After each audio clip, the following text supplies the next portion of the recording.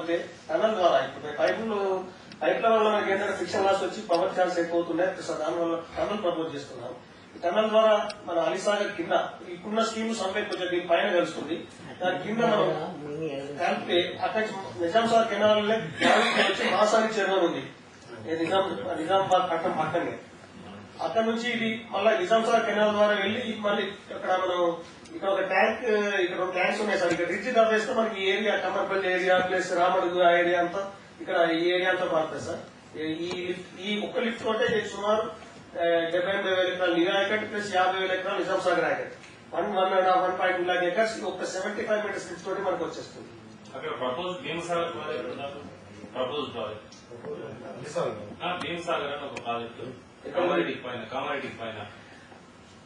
కామారెడ్డి వస్తుంది సార్. ఇక్కడ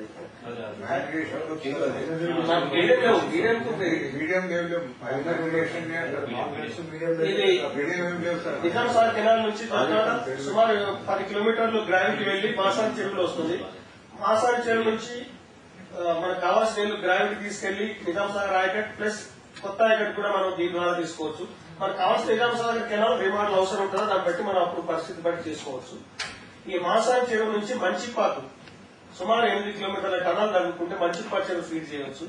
ఈ మంచిపాకు చెరువును మనం ఇంప్రూవ్ చేసుకుని దాని కెపాసిటీ పెంచుకొని దాని ద్వారా కూడా ఇది సుమారు 70 మీటర్లు ఎక్కువ కాబట్టి దీని నుంచి కూడా గ్రావిటీ యాకెట్ వస్తుంది.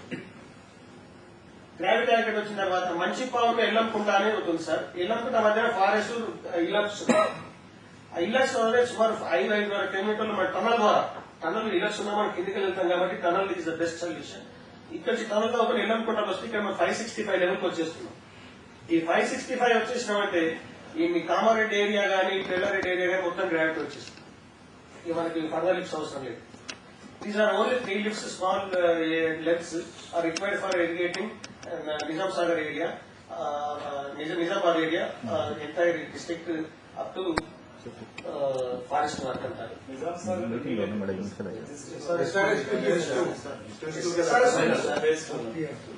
ఇక్కడ మనం కొద్దిగా మనోళ్ళకి ఏంటంటే ఆల్రెడీ ఎగ్జిస్టింగ్ ఉన్నటువంటి ఒక దానిపైన ఇబ్బంది కలుగుతుంది, ఆయకట్టు ఇబ్బంది కలుగుతుంది అనేది ఒకటి వస్తుంది.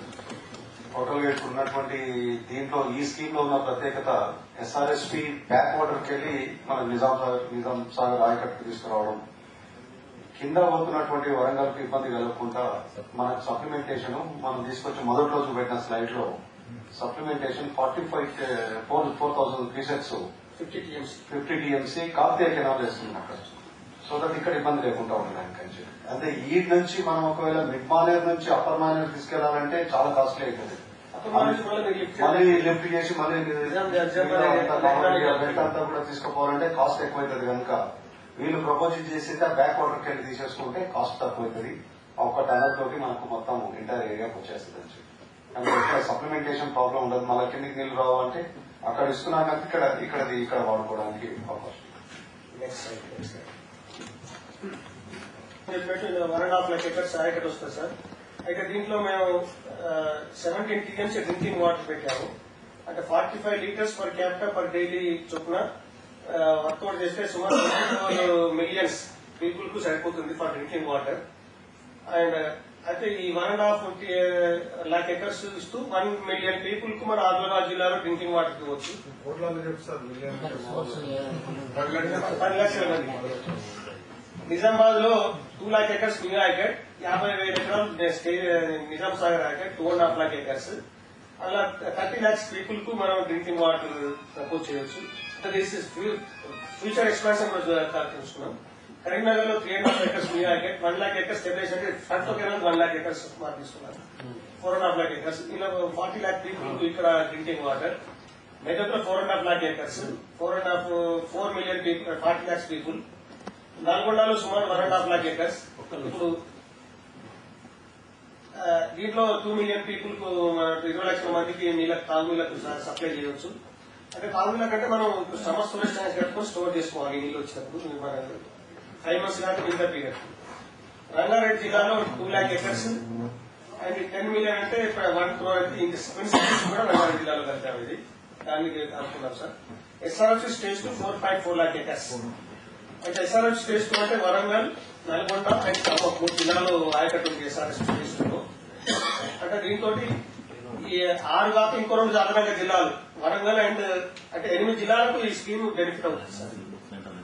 దీనిలో ఇండస్ట్రియల్ 16 టీఎంసీ, 16 టీఎంసీలో సుమారు 6 టీఎంసీ ఎన్టీపీసీ 10 టీఎంసీ ఆన్ కొత్త scheme existing up to Hyderabad వరకు ఈ 16 TMC industrial use, 17 TMC drinking water, 190 TMC for irrigation, అందులో 165 టీఎంసీ దాకా 4.4 లాక్ ఎకర్స్ 25 టీఎంసీ అంటే టోటల్ 190 టీఎంసీ మేము దీన్ని ప్రపోజ్ చేశాం సార్.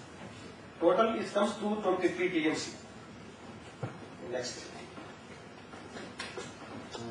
దీనికి అపార్ట్మెంట్ కాస్ట్ ఇప్పుడు చెప్పండి.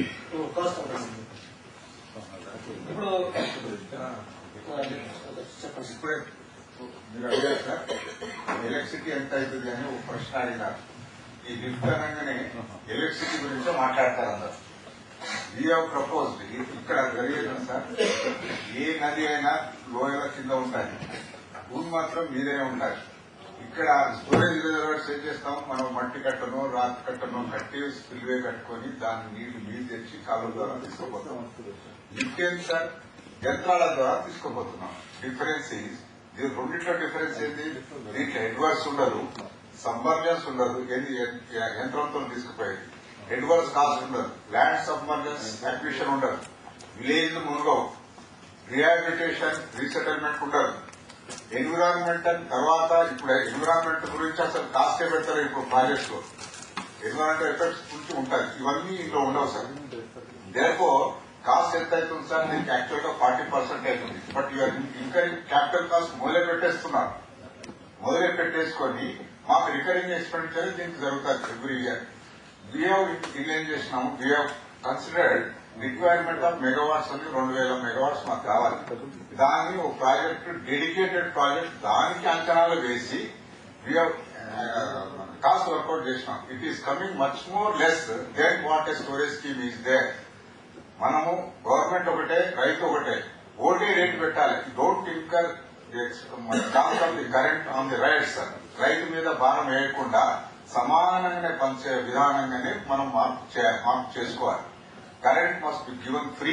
You should charge only water cess. వాళ్ళకి ఎట్లా చేస్తున్నారు గ్రావిటీ స్కీమ్స్ కు, లిఫ్ట్ స్కీమ్స్ కు అదే రకంగా వర్తిస్తుందని మేము జస్ట్ వర్క్ ట్రైనింగ్స్ ఇస్తాం.